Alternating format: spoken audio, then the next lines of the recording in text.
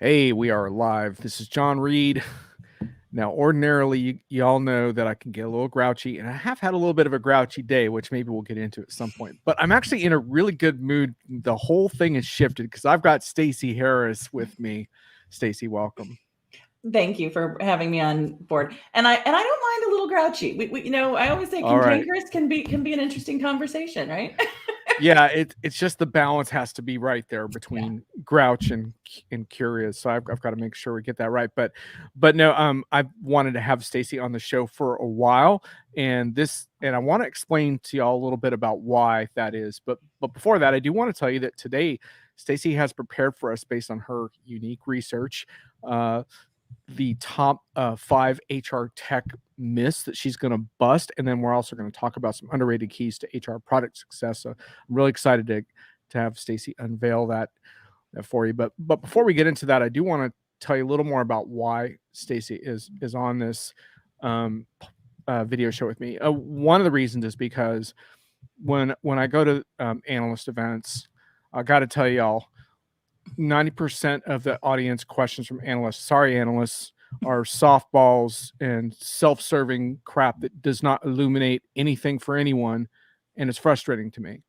And I get really grouchy. But Stacey, I've seen her press the issue myself with vendors in the best way possible, try to get clarity on product direction, messaging, and things that really matter to customers making decisions, and also all of us. So that's reason number one why Stacey's on the show, because she's willing to raise her hand and say.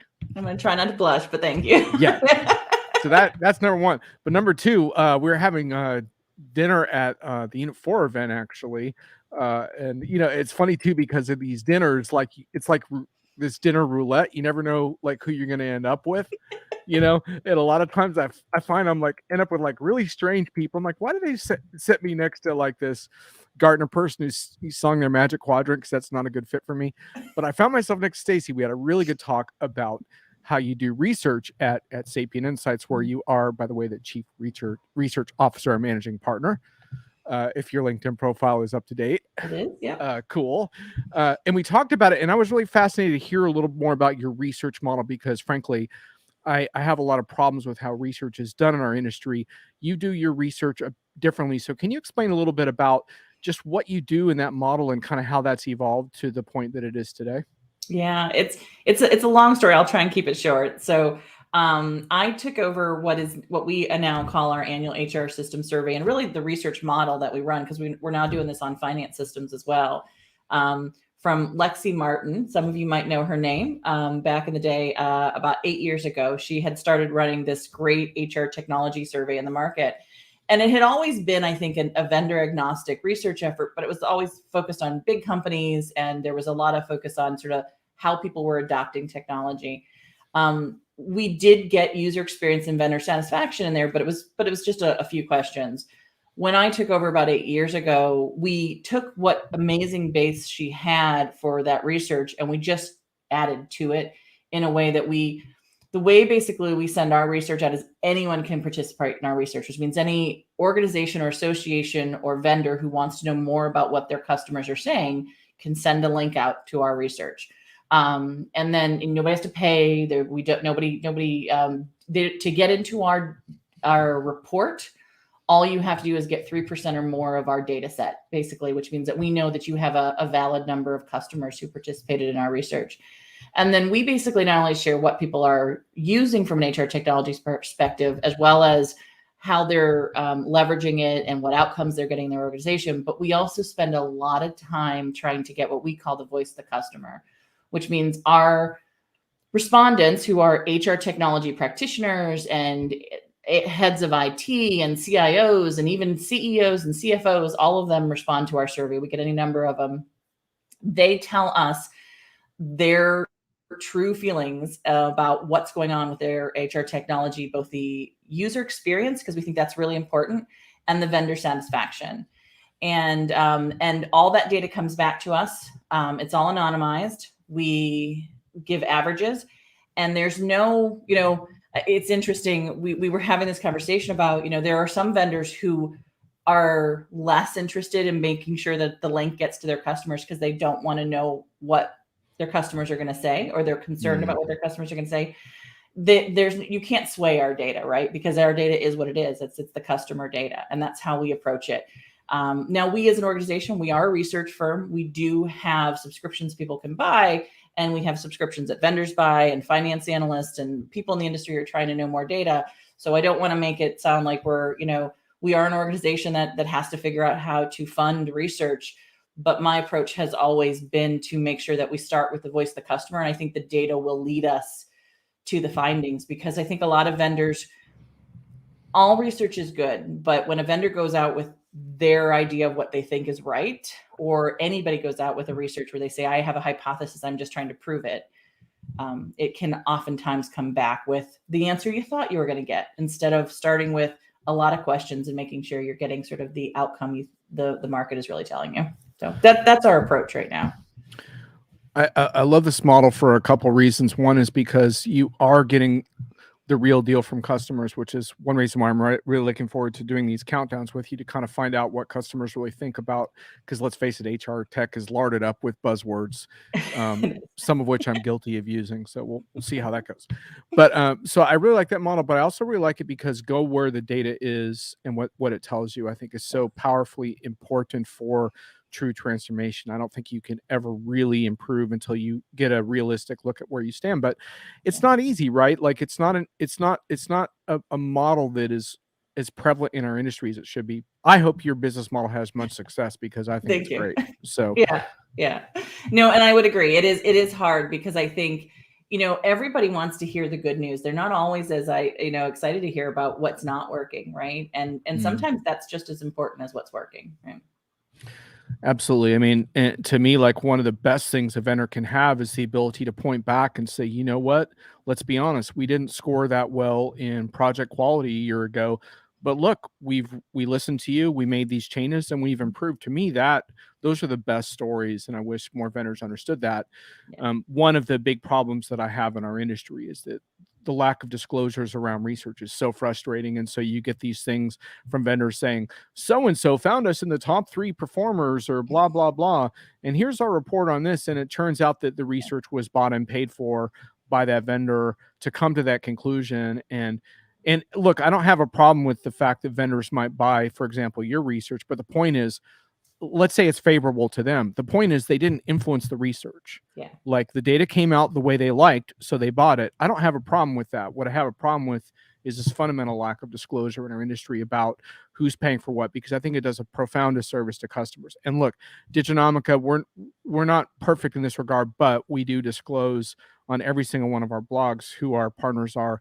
And to me, like, I don't see that in a lot of the research that's out there. And it just should be, because look, I mean, sponsored research doesn't mean it has no value. You can get value out of sponsored research, but let's be honest about it at least. And I think that's the hard, because I think some sponsored research does amazing. I love case studies and those really great deep dives on sort of maybe how people did their change management efforts or shifted. And, I read Diginomica stuffs all the time. I mean, I think you guys, yourself, Brian, other the guys who write for you guys, I get a lot of detail from what you guys write. And so for me, that shows that you are doing more than just a cover story on somebody's, talking points. Yeah. Yeah. Because sometimes when you do have a close relationship with a vendor, you can get details other people can. And that's part of the mix too. Anyway, if we all are upfront about how we're getting paid and acknowledge that we're all trying to get paid, it goes so much better, everyone. So let's just do that. And then we can all try to learn and get better. So anyhow, for those of you who are watching, just remember that your comments are part of the show. So please do engage. It will be a lot better for everyone if you do that. So, and I'll keep working to try to say things that offend people until they start fighting back. So, okay. So with that in mind, let's get started here a little bit with you. Let's start running through your top 5 HR tech myths that you're going to bust based on your data. What would give us number 5? So number 1, I'm gonna burst the bubble of all the vendors out there. Investing in HR technology does not save you money. This is the one, and this was an early one that both Lexi and I, we did all the statistical analysis, and we did all this return on investment. We always get what's my return on investment from HR technology? time and time again, we literally look at people's like revenue numbers, and we look at their, outcomes of the organization. And we have not been able to find true cost savings. You find in pieces and parts, right, when you automate stuff. But I do think that what we find most is that what people get out of their HR technology investments is that it's more value creation than it is cost savings. And that value creation comes in the sense of, better relationships with your employees. It also comes in better data for decision making. It's not as easily sort of you don't create business cases as easily around it. The other thing is that we're at a point now where most organizations are getting HR technology earlier. So if you don't have it, you don't have the same data to make the decisions that your competitors are making. So yeah, you might be running a bit cheaper because you haven't invested in it, but that means you're also not making the same, you don't have the data to make the decisions that they're making. So that's the other piece of it. But Stacey, we're going to put HR bots out there that automate self-service workloads, and that's going to enable us to save on headcount and administrative costs with our HR technology. Your Yes. data doesn't show that. Come on. Doesn't show that. I'm sorry. Oh. In fact, I actually have a data point that shows that the more bots you have, sometimes the lower your adoption goes down because you have these competing sort of things going on in your organization. So it gets a little bit messy really quickly. We got a couple of off-topic comments, but I want to welcome these folks to the program. Meg Bear, who knows a hell of a lot about HR. Yes. Meg, please feel free to keep commenting. We agree that getting paid is important. Yeah, look, there's good money to be had in this industry by delivering real value. So let's just focus on that. Is all I'm saying. Not on propping up weak marketing bromides. Yeah. Dr. Janice Presser likes my Woody Guthrie cap, so it's a little bit of a trademark from the Tulsa, Oklahoma Woody Guthrie Museum. But anyhow, I'm from Tulsa, for those of you who didn't know that about my background. Kind of weird. So all right, so that's a really good and interesting point. And around the HR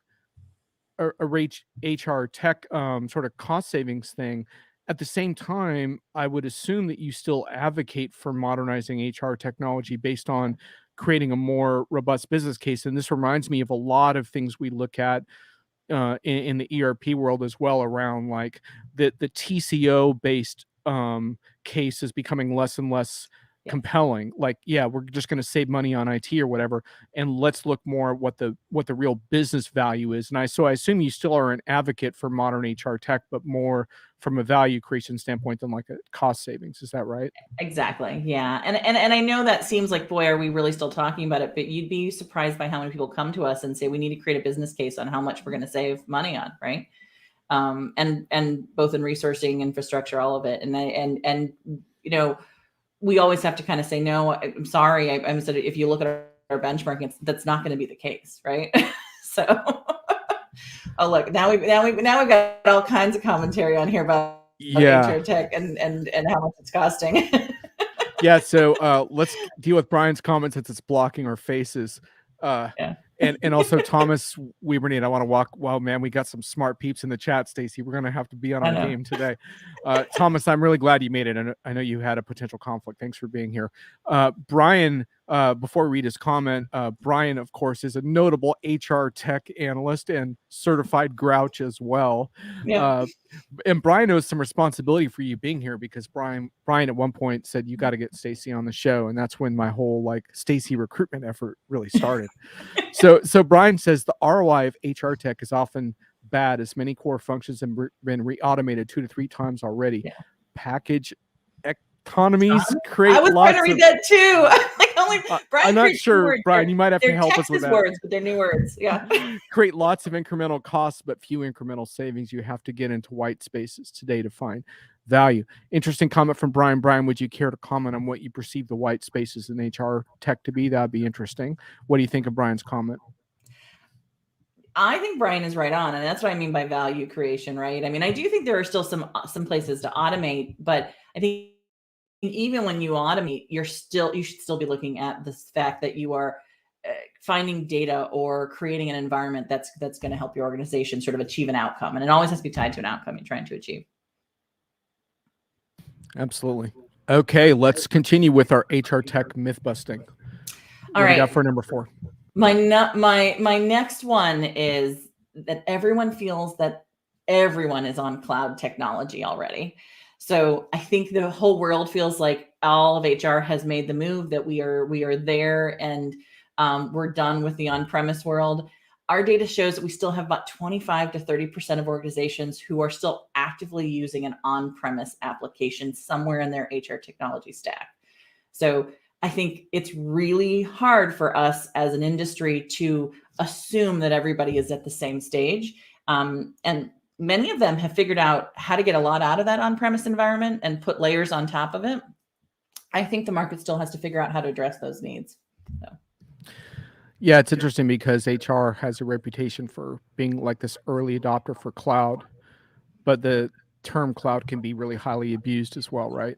Yes. Because like if you want to talk about more of a multi-tenant type cloud environment, how many vendors truly offer multi-tenant cloud payroll localized for most regions in the world? Not very many. That many, yeah. And so I think it's really important for customers to understand what they're getting into, right, with HR and cloud, and not to assume that just because a vendor says we're in the cloud that they really are. Yeah. That's a whole conversation. I'd be interested in the audience is, do they actually think that the buyers understand the word and how it's being used? And I would say from our research, they probably don't still, right? Brian has revealed his white spaces. Okay, look at us. He's got some good ones in here. Big data-driven talent acquisition solutions, AI tools to spot and deal with psycho bosses. I like how you turn that around on the bosses, Brian. I love it. Yes. That's definitely white spaces. Brian, I thought employee surveillance was a white space too.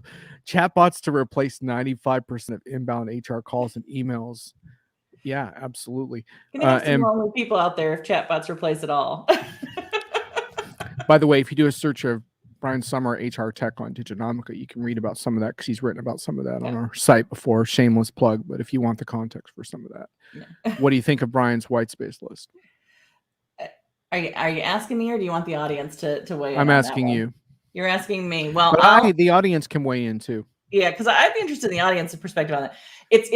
I'm gonna focus in on the psycho boss issue, because I think it's a real, I'm not of the proponent that all people leave bad bosses, because I think a lot of people stay in jobs for a long time, even with bad bosses, data shows.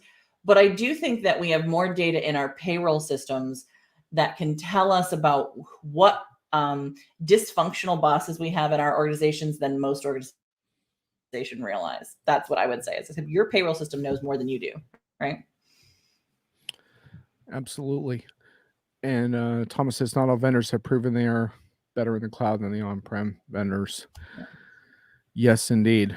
And this idea that cloud is a better UX experience. You can work remotely, but that's just such a baseline understanding of what cloud can really do, right?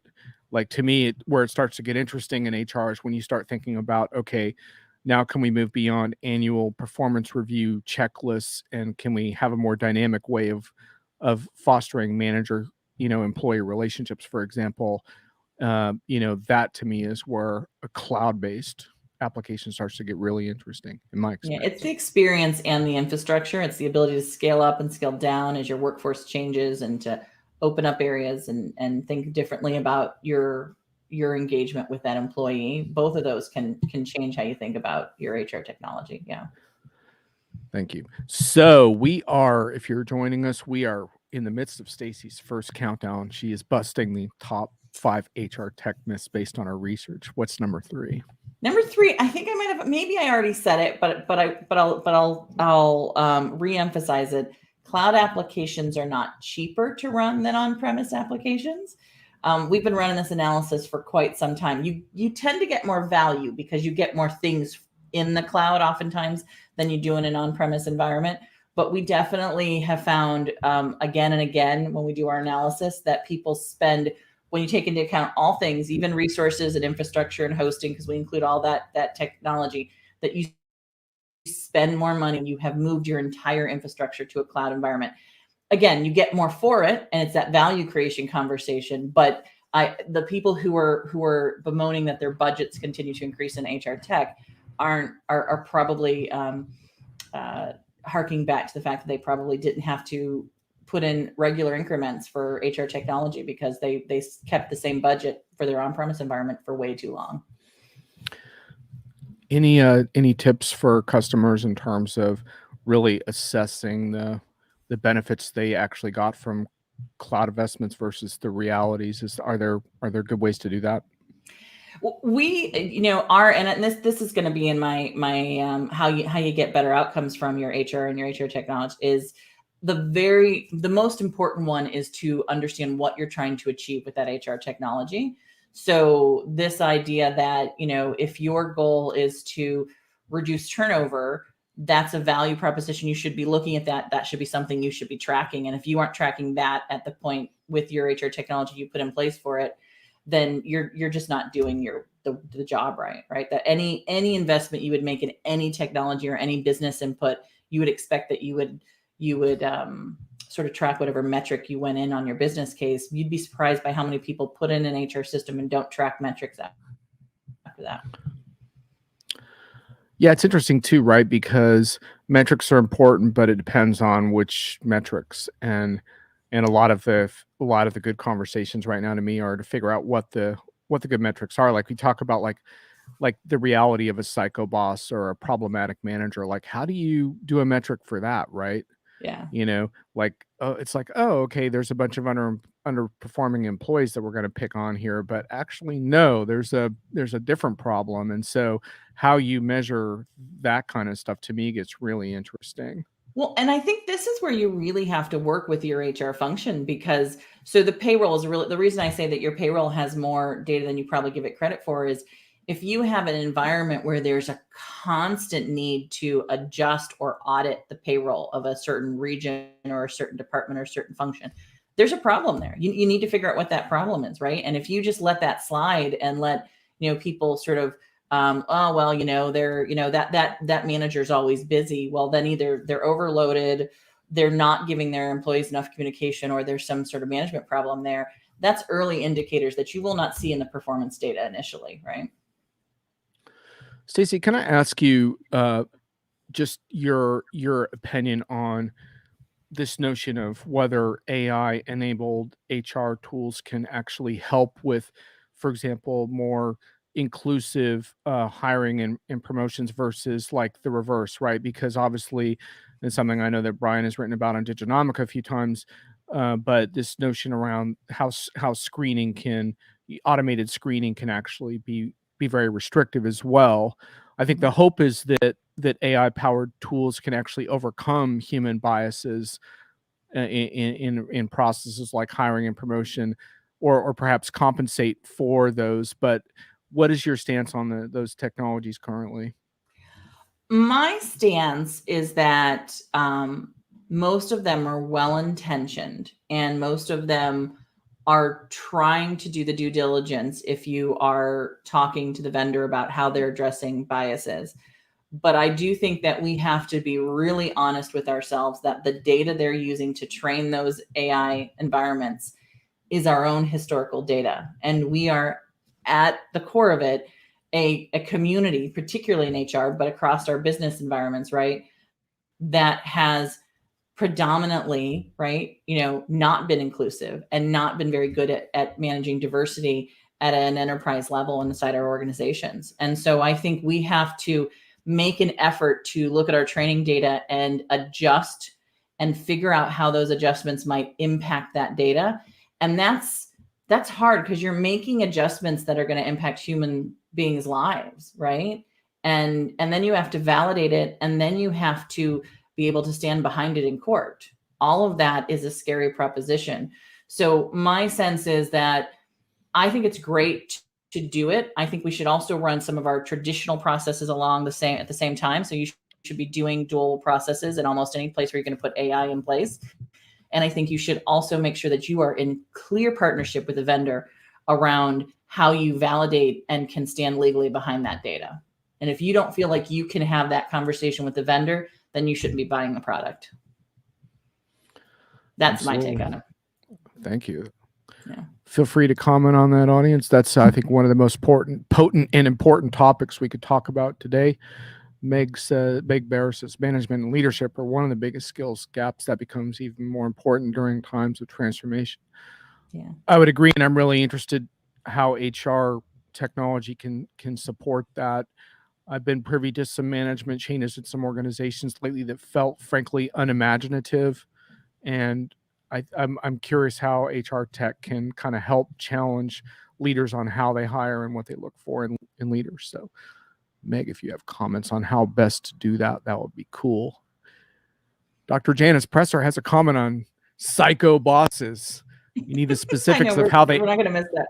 Yeah. You need the specifics of how they interact on both sides of the psycho boss victim relationship. Yeah. And unless you're dealing with a psychopath, and then all bets are off. Yes. Thank you for that.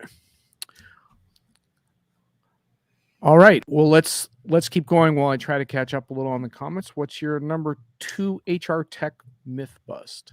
Are we on 2? I thought we were on 5. Are we on 1? Yeah. Right. So okay, so this is number 1 then of the 5. This is your last one. Okay. Yeah, this is my last one. Yeah. Okay. Got it. Okay. So my last one is that a focus on employee engagement platforms or an investment in employee engagement platforms will not keep your top talent. This is a bit divisive right now in the market because everybody thinks they have this new employee engagement platform. Our data is showing, at least, that there is no connection at the moment between more surveying tools, more engagement platforms, more communications, and that improved talent outcome. Now, we'll continue to monitor it, but I think what we have to really be honest about is that improving our communications and improving our asking of employees what they want and this user experience doesn't fix the issues around basic compensation levels. It doesn't fix the issue around the fact that we haven't given employees autonomy in their job roles. It doesn't fix the fact that they have so many roadblocks that they just don't want to deal with things anymore, or the fact that we haven't clearly defined roles in many cases.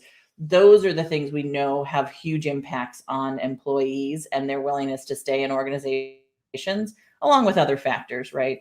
But I think we oftentimes depend on technology to fix issues that are much more of a fundamental cultural issue in our organization. Indeed. Well put.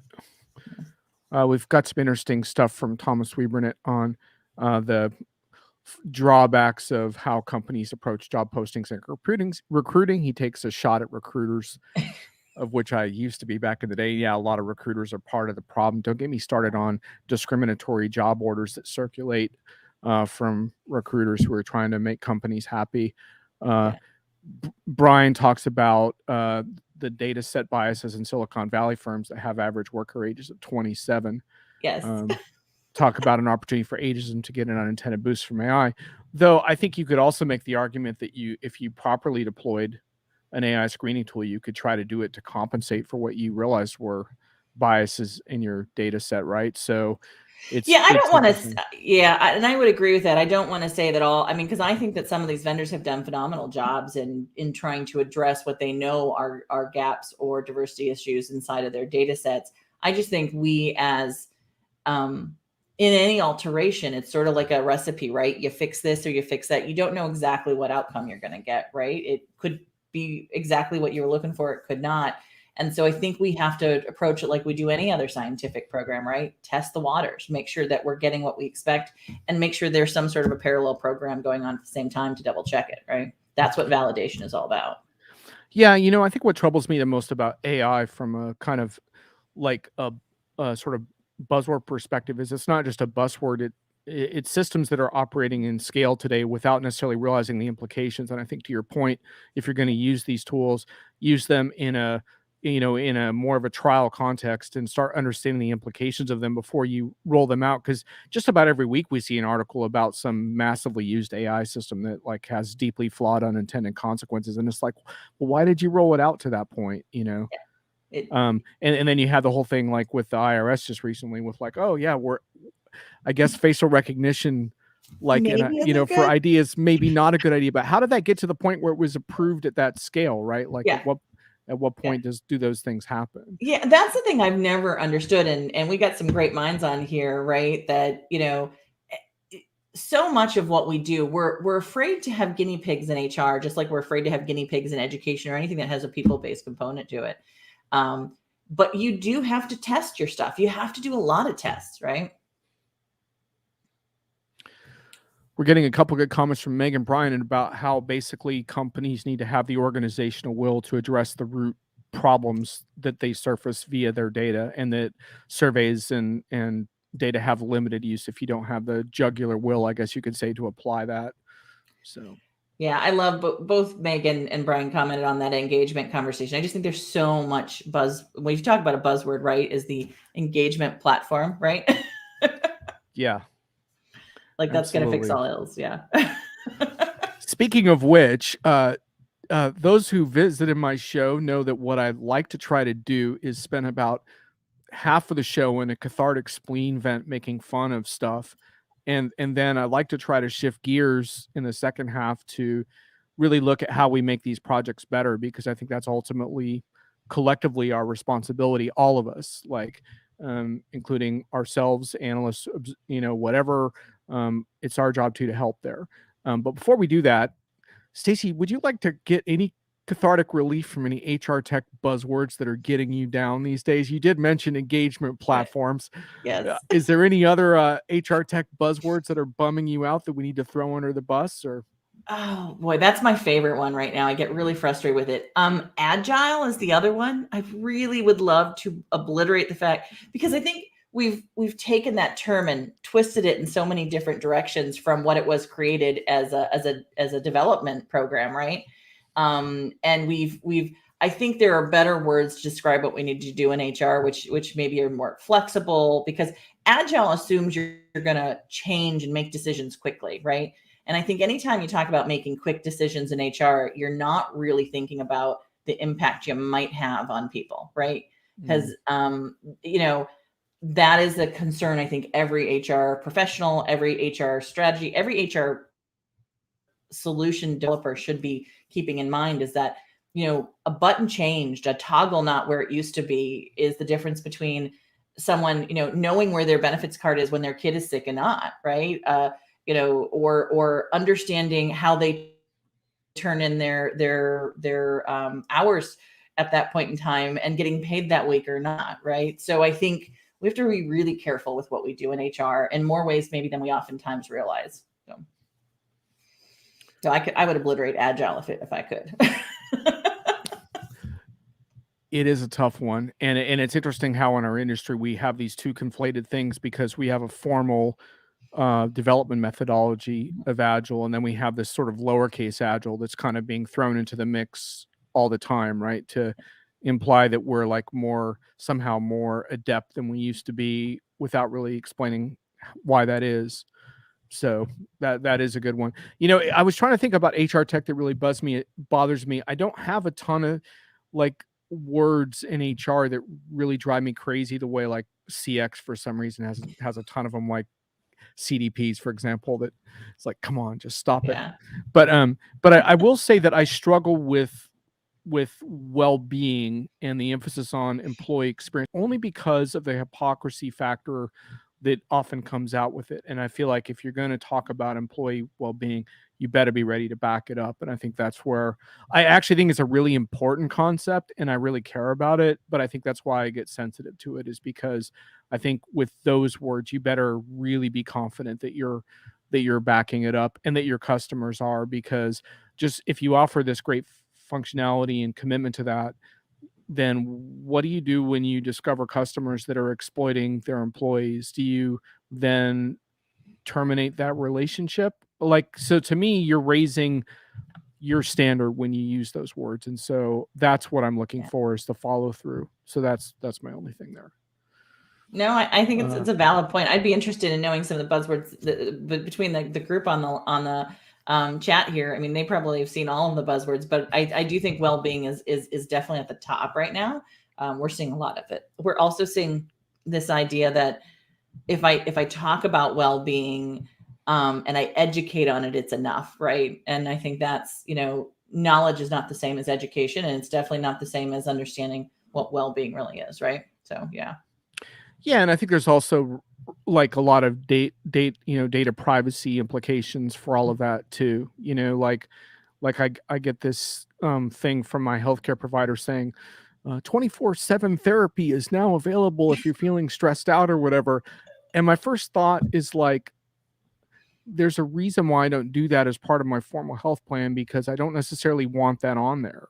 And I'm not Yeah. saying that you should never get therapy or anything like that, but when you do stuff like that, you start thinking about what the implications are, especially because there's still a lot of stigma around mental health in our culture, and having that stuff as part of your official records can cut both ways. And so I just think we have to think through these things and have a really honest discussion about well-being from a data privacy standpoint as well. And obviously in the post-pandemic era, I think HR, whether they like it or not, are going to get a front row seat in that discussion. So yeah, I'm gonna give you for free now my last, but I think most important underrated key to a better HR outcome, because it feeds right into what you're talking about, John. Cool. In 2021, we saw 1.5 times increase in organizations with a strategy for capturing and managing employee data footprint, which means people are starting to realize that they've got a lot of data on employees, and they're capturing it more so now than they ever have. And we saw about 50% of organizations say that they added new systems in 2020 and 2021 that would capture more data on employees, right? Just 50%. That's like more than half the companies added something that is capturing different data. Put in place an ethics board on employee data now. If you don't have it, you're already late. To me, that's the number one thing. It is not just about managing the strategy of who has what data and who has what access to it. We need to have, every company should have an ethics board in place on what they should be doing with their employee data and what they should not be doing with their employee data. That's my 2 cents on what you just talked about. I like that one, even though you jumped the gun on your excellent tip. It's perfect though, because we wanted to transition right into that anyway. Have you seen some? I don't want to put you on the spot too much, but you don't have to name companies, but have you seen some examples of companies that have actually done that or have started thinking about it? Because to me, like, it makes all kinds of sense, but are there companies that are getting ahead of the curve on that? We've seen a couple. They generally have put them underneath like a digital practices group inside the organization. Like, we see a lot of them being formed underneath that. Most of them are part of their data strategy for the employee data and the company data. I have seen, to be honest, I think the vendors, those included who are representing the companies here today, I think are doing a better job of it than I expected them to do. John Sumser, who's a friend of all of ours, has been working with a lot of organizations on ethics boards and data. I think you're going to see that more. And I think the vendors have to lead the way in this case. I think if a vendor doesn't have an ethics board, that you're buying a software from, that's a pretty big red flag. So. Yeah, Meg says ethics also a plan for transparency so that employees know what is being captured and why. Very true, Meg. I mean, particularly if you are, I think in any organization you should be transparent, but from a regulation perspective, you can't be global if you don't have a transparency plan. Yeah. And a big thumbs up from Dr. Janice Presser on your ethics tip. Okay, so we have already gone through one of your 5. What we're doing is we're going through, based on Stacey's research, she's sharing we're shifting gears now. We're doing a different countdown. This one is the 5 underrated keys to HR project success. So those of you who want to have better HR projects, now is your time. Do you have another one for us? Yep. Take notes, guys, because this is not just me saying it because I've been a consultant. I'm in the industry. Let me say that everything I'm going to have here on my list, I have data backing it up, like years and years of data. So first one is stop buying new technology. And then I'll put it with a caveat, without putting in place adoption metrics and what outcome you are connecting it to in your business. So it's a little bit of a tag on what we've been talking about, but it truly is. I can't tell you how many times we see organizations in our data who have, we just, we've had it for a long time, or we didn't like the interface, or it wasn't really doing what we wanted with our end users. And then they're like, we don't exactly know the value of it, right? Because they didn't start the conversation with, we've got a lot of organizations who just replace stuff to replace stuff because they like to have the newest things. And that does not get you sort of, an emerging tech tag or anything. That what we find is those organizations oftentimes end up with more chaos, and the numbers don't show that there's value in it. So I just really figure out your metrics before you put it in place. I like that one, and I think it's really interesting to look at this from a pandemic software adoption standpoint, because when the pandemic hit, there was sort of essentially a bit of a surge in SaaS software purchases that they were really about, oh, we have to have better remote, in cloud software. And one things I've been trying to push vendors on is like, it's time to move past that generation of use cases around like, yes, we successfully went remote. That's great.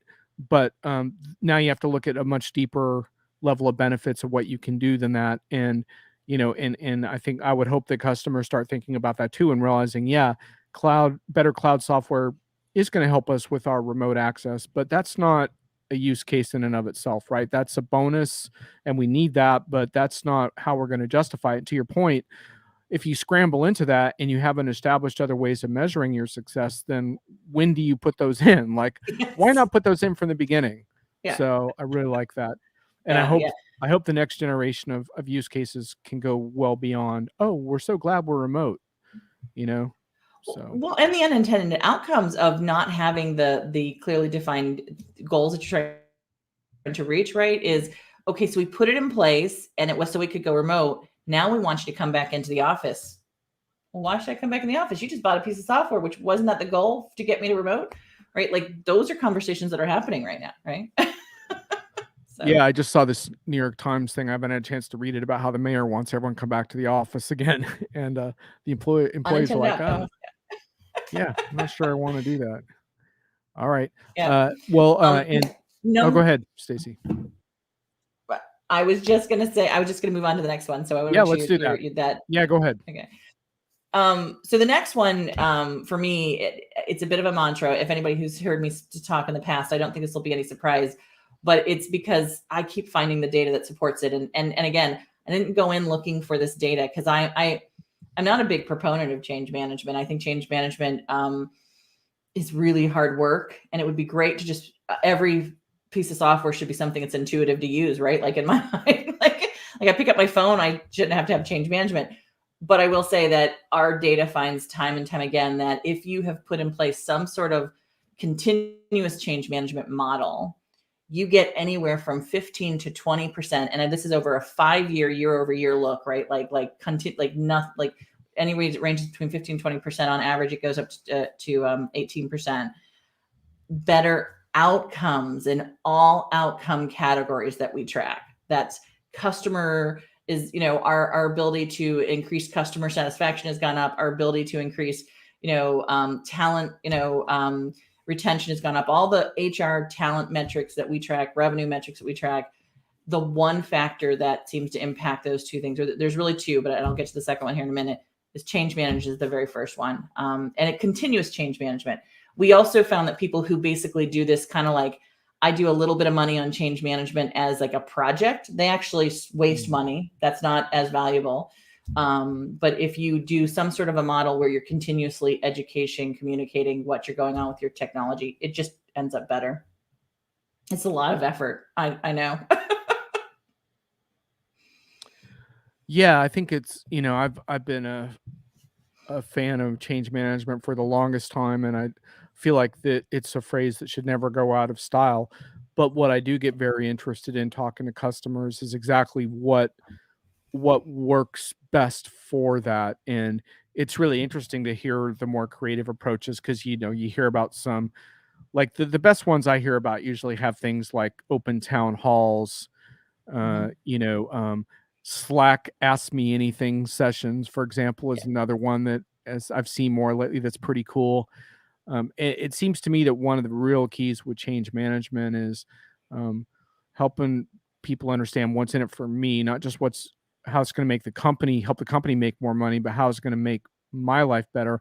And then this whole inclusive thing around that your input actually is going to get taken into account, And to me, like, if you don't have that, then I think your change management's going to fall flat, in my opinion. But I think those are great comments. I'd be interested in hearing from anyone who's online, that the specific practices matter, right? In this case, it is not just I've put a budget line for change management. It's that I have built it into how we're structuring our whole approach. Yeah.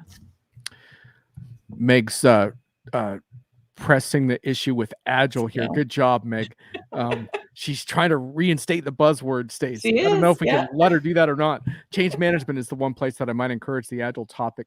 Makes some sense. The reason being is that you need to learn change mindset in this topic for it to be the most effective. And look, I mean, I think I understand, like, the word agile definitely is totally overused, and I hear you on that buzzword thing. I think there is something to be said for this notion.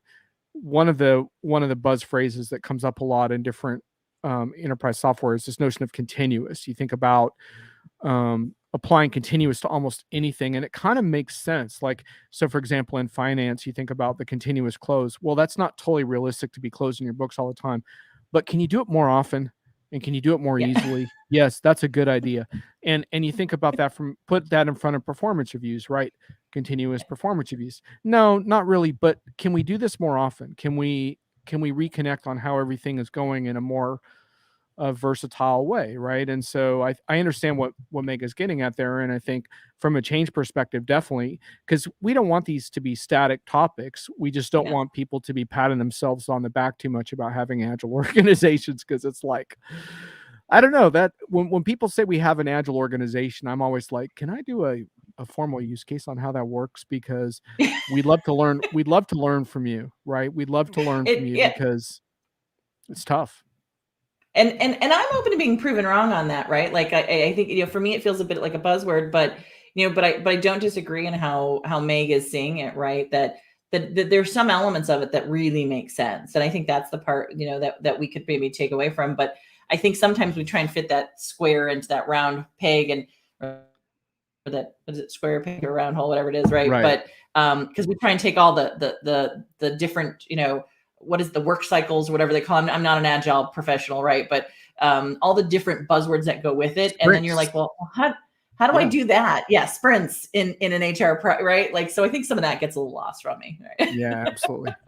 And that's a little bit of a distinction too between the capital agile A and the lowercase agile. Yeah, exactly. Dr. Janice Presser, start change management by deciding exactly what you're going to change and keep it concrete, like pay equity for women in tech, which, by the way, would be a good one. It would be nice to see it. I'm sorry to say, and I'm not going to say who the vendor is, but this week I had an event where 5 white men on the vendor panel bragged about their diversity commitments. You can't make this stuff up. Yeah. So, women in tech, it's hard. We got some work to do. Yeah, exactly. That's just a little bit of a side note, but I can't stand a sausage panel talking about diversity. Okay. It's hard sometimes. we have 2 more left, right? Yeah. So the next one has to do with a little bit of just, let's take seriously what we're talking about. So I think people, and again, it's a bit of a buzzword that's been used a lot right now, which is skills management. I think we need to really actually start taking skills management seriously. 66% of organizations put recruiting metrics on their executive dashboards for HR, like the ones they send off to senior leaders, and only 7% of organizations put a skills management or skills content metric on their dashboards for executives, right? Like, I think we all talk about it, but nobody is basically saying, look, we have skills gaps. And some of it's because we don't know how to measure it. But I think it's more important to say, hey, if we don't know how to measure it, we still need to be telling people that we have issues. 40% of people are saying they're buying or assessing a skills management software right now. I'm not sure that that's going to fix the problem, but I think we need to be elevating the conversation beyond just the problem with the pandemic with skills, right? Yeah, definitely. It's interesting to see a lot of the leading HR vendors placing a lot more emphasis on skills, and amazing how skills become skills clouds and stuff like that. It's funny how that works, but but I do think it's important. And one of the things, since I have my roots in this industry, running enterprise software recruiting firm back in the 90s, the one of the things I became acquainted with was this sort of like disposable feeling about skills that has yet to be purged from corporate settings, where it's like, can we get a lot better at just saying, you know what, so and so is a terrifically talented individual, and even though their job is going away, they really should not go away. And so how do we manage that? And look, on a person to person basis, that's done very effectively. But I think, to your point, how can you do that on an organizational basis, right? Yeah. And move beyond like lip service to talent and start saying, wow, we can really take pride in the fact that we can help people who believe in our organization, who are really good at what they do, transition in ways that are really compelling for everyone. And I don't think that's done very well. So Yeah. I love that idea of metrics and visibility around that. I think that's I great. think anytime you say something's important in your organization, if it's not at an executive level conversation somewhere on a regular basis in a report, a dashboard, then it's not really important, right? Absolutely. All right, you have one more. Let's have it. I have Because one more. I I have have a one more. mystery question or two for you once you're done. So Yes, yeah, no. So I'll be intrigued to hear if there's any others, but this one again has hard data. The last one was more of a wish, I guess, because it wasn't exactly. I think that if we do it, I think we're going to get better outcomes based off of what I'm seeing initially in the data. But this one is again like change management, where we've been asking questions about workforce planning for the last 6 or 7 years in our research data, and we've asked how people are doing it, and we've qualified whether they're doing just head count versus strategic workforce planning. And we started about 3 years ago comparing that against outcomes. All we would do is various group of sort of index and outcomes in our data. And I think workforce planning is another word that people feel like, yeah, it's important, but what do I do with it? Right. It's like, we have found that those organizations who did any type of workforce planning, even if it was just head count, got better outcomes for the last 3 years over and over again. So I think it's a little bit of a little snootiness sometimes on the people who do strategic workforce planning. Like, well, they're just doing head count. It's not as important as what we do, which is strategic workforce planning with all this extended data. And our data shows that, look, even if you're just doing head count planning, you're doing more than 60% of the market, right? Only about 50% of the market even do head count planning. You're getting better outcomes because of it. So it's something I think people oftentimes skip over when they're thinking about value on the HR side. absolutely, it's good to see a lot of vendor investment in HR analytics and planning as well. I find it refreshing, and I hope that it comes to more fruition as companies are able to apply those things. Brian's got a long comment that's going to like totally I know. obscure I was like, I don't know if I can our read all of faces, that. but we're going to go through it. Brian says companies really need to rethink management, career paths, and careers. The role of alumni in recruiting, when companies will get serious about training their people instead of expecting competitors to do everyone's training. For example, great managers create a work environment that makes people want to work there years longer than they otherwise would have had. Bingo. That's my comment.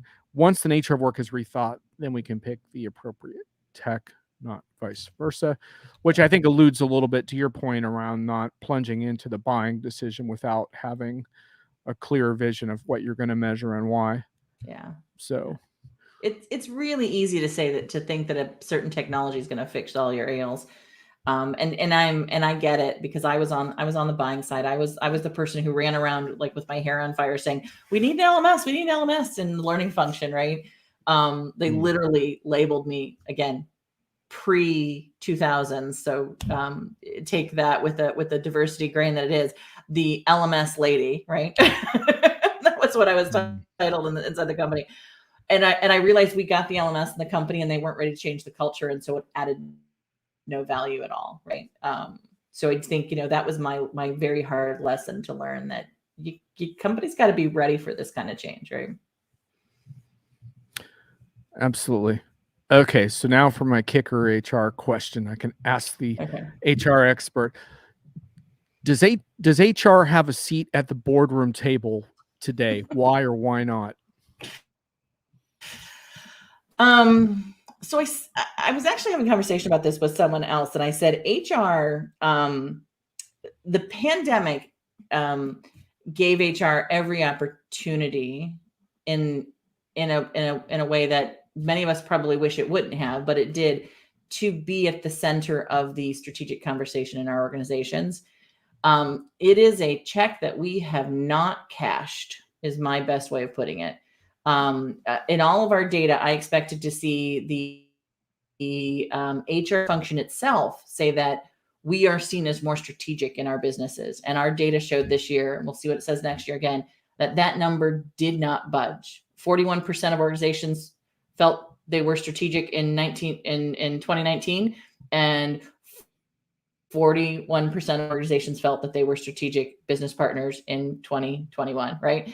And at the same time, we saw a 10% increase in the percentage of organizations who felt that their HR technology was being used to make strategic decisions in the organization, right? So we felt our technology was being viewed as more strategic than we as HR professionals were being viewed in our own organizations. And so that's kind of a slap I in the think that face. That's kind of a slap in the face, right? isn't it? I like your technology better than your ideas and what you bring. That's how we feel, right? Like that's how, and I don't, Ouch. to me, I'm not sure this is exactly how the executives feel about us, but I think we have this internal issue, right, in HR with this. Like, I think we're too busy to understand our value almost, right? And so I think so my sense would be, we are here, hear us roar, stand up, take take the opportunity to say, look, if you hadn't had our data, if you hadn't had our ability to make the changes, you would not have. It's fair of us to say that as a business. Yeah, I mean, I will say this. I think, HR folks have worked their tails off the last couple of years and certainly deserve kudos. But whether that is strategically impactful, I think is an interesting debate. How do you think that 41% could get up to 50 or 60? Are there one or two things that HR folks could do? Is it more a matter of presenting what they do in a more compelling way, or are they changes they need to make internally, or what do you think would bump that number? I think there's a couple of things. I think we need to trust the data that we have. We have all these systems now. I think a lot of times we spend a lot of time thinking about, the system user experience and not enough time thinking about the data that we have in the systems and how we're going to present it, right? And so I do think we have to take some ownership that getting the next great hire, important issue, right? But we need to be just as diligent in spending time in understanding why the 10 people who we didn't hire, right? What was the data points around what didn't work for our company, right? And we don't think of it that way. We think, okay, we got this one thing done, let's move on to the next, right? We don't do enough thinking about what data we have that can give us more answers. And I think the other thing then is that, in that sense of understanding that all data is valuable and can be used in different ways, is that we need to really tie that back to whatever. I know it's a buzzword, outcome, to some extent, right? But I can't tell how many times I've sat down with an HR leader, and the biggest thing they get out of talking to me is, I say, so what is it, what goal that your executive or board has right now will this attach to? And you start to see their brain sort of spinning, and you're like, if you haven't thought about that, right? Then you're not doing the work you need to be doing. And I don't care what level you're at in the HR. I think you should be having that thought process, right? So it sounds very simple. It doesn't sound like it should, but it's a really hard thing when you're busy every day with just trying to put out fires. Meg is suggesting that maybe we need to talk about some self-esteem training for HR leaders. Yes, I would agree with you, Meg, because I'm not sure that because when we look at executives, they're a little bit higher in their overall view, because we do have CEOs who take our survey, and theirs are slightly higher than HR. Not so much higher, but they are slightly higher. But I do think it's because they have how HR views themselves, right? And HRIT, right? The both of them, that they're in this together, and we get both the answer to the survey. So yeah, I don't know how we do this as an industry, but we need to really say, look, you made a difference, and you need to let people know it, right? Personally, I would like to see a little more glamour attached to the HR career path. It Mhm. feels like for so many years it's been where careers kind of go to die, and I don't think that's right or fair. And I'd like to see young people perceive HR careers with some glamour, and I think that could eventually happen if they're perceived as really the key to making sure that talent and inclusion are the overall corporate like mission and that it's realized. I think that's actually pretty sexy if it's perceived that Yeah. way, you know? One really interesting thing that we don't have to have a huge conversation about this, but I've gotten into this whole employee experience versus CX debate this last couple weeks, and I'm just a really, really big advocate around this notion that if your employees aren't happy, engaged, fulfilled, and well informed with the right data, of course, that your whole CX strategy is completely a fail. Yeah. And I've had some good debates about that because some people have challenged me and said, "Well, you don't have the numbers to back that up." And I'll be the first to admit I'm not sitting on a bunch of surveys, proving that happy employees lead to a better CX. To me, it's just a no brainer. But Yeah. I think it's really, really important, and to get into why that is. I mean, like I had a situation coming back from an event in Vegas a few weeks ago where I got food poisoning, and the flights home were a complete disaster. It was not a good travel day. And I have already standardized my travel on Southwest, but like it's actually almost emotional to talk about it because I threw up on the plane, which is not a good experience, of course. Yeah. The flight attendants and how they handled that situation were so unbelievably exceptional.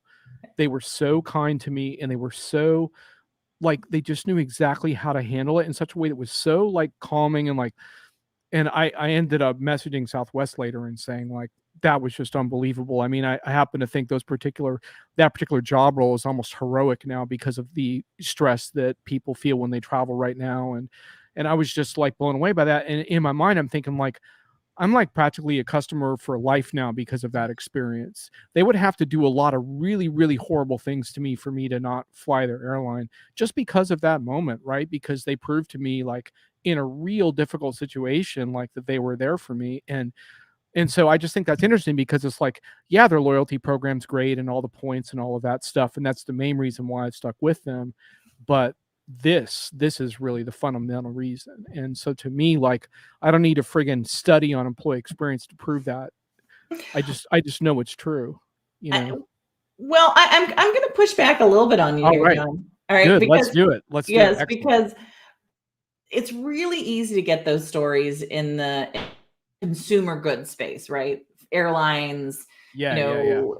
where it gets really hard is, I'm a manufacturer for, I develop ball bearings for your engine, Right. and yes, there's customers there, and they've got to be good products and stuff, but there's also this conversation about, I've got to manage my business with all the different pieces and parts, right? That I feel like I can see the value proposition of investing in certain things, right? And what I don't know that happy employees is really the goal we want to go for. I think what we want is, and I do think that this is the right term. It is engaged employees who feel like they have a stake in what we're doing, Right. right? Not just that we are, but that if their job is done better, there is some outcome, like the engine won't blow up and you're going to save a bunch of people, right? That I'm vested in. I don't think we do a good enough job helping people understand what's the value proposition of the work that they're doing, right? Mm. I mean, I get this all the time. We used to have this huge debate with someone about Uber drivers and whether or not that was a job that they were, being, that was basically being, exploited.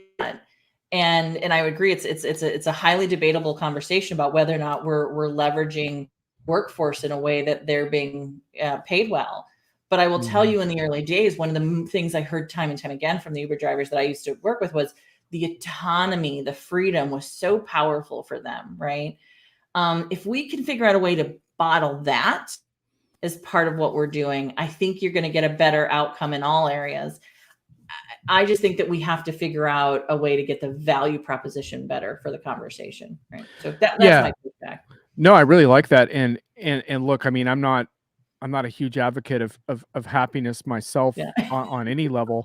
I've had some really interesting philosophical debates with people around this, because I've said to some friends from high school, for example, I've said, well, you're happier than me, but I have more autonomy than you do. Yeah. And I think like there's different things like autonomy, purpose, happiness, engagement, competency, all of those things. And I've said before, like, I'd rather deal with a CX person who was in a really bad mood, who had the power and knowledge to fix my problem, than some really happy camper who I dealt with, like a Comcast the other day. How are you, John? Oh, it's great, blah, blah, blah.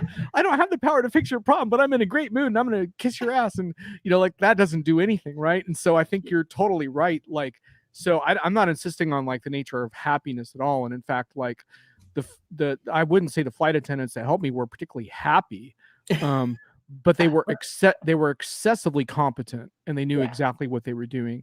And so I think you raise a really good point that a lot of the terminology around that needs to be fleshed out, and we need to better understand that.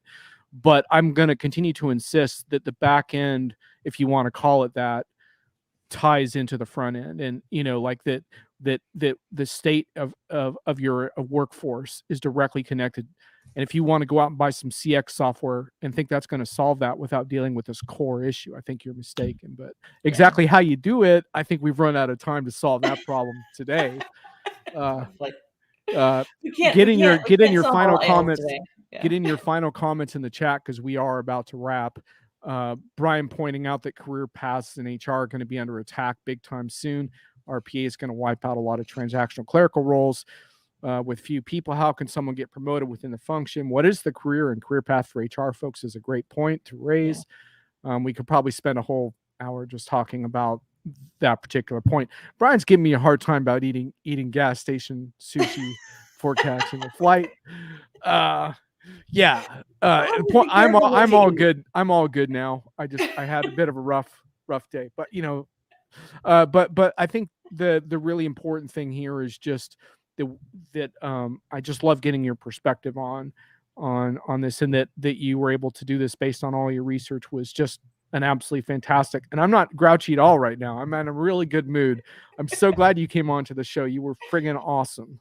Well, thank you. I appreciate it. Well, this is fun. This is the kind of conversations I love to have, because sometimes the data gets so overwhelming, right? Like it's when you can put it into context, into good conversation. I think that gives me a good day as well, John. So thanks. We'll do a little co-complimenting. Absolutely. Well, definitely we'll try to have you back at some point. And thanks to all the people in the chat for your smart commentary. You really kept us on our toes today, which is sort of what I always want from these events. So sorry we have to end, but I think we're at the point of diminishing returns for today. But I hope you guys enjoy the show. And thanks again, Stacey, for thanks everyone. It's great. Bye. And thanks, Meg and Brian and team. Yeah, and Mike. Yep. Later.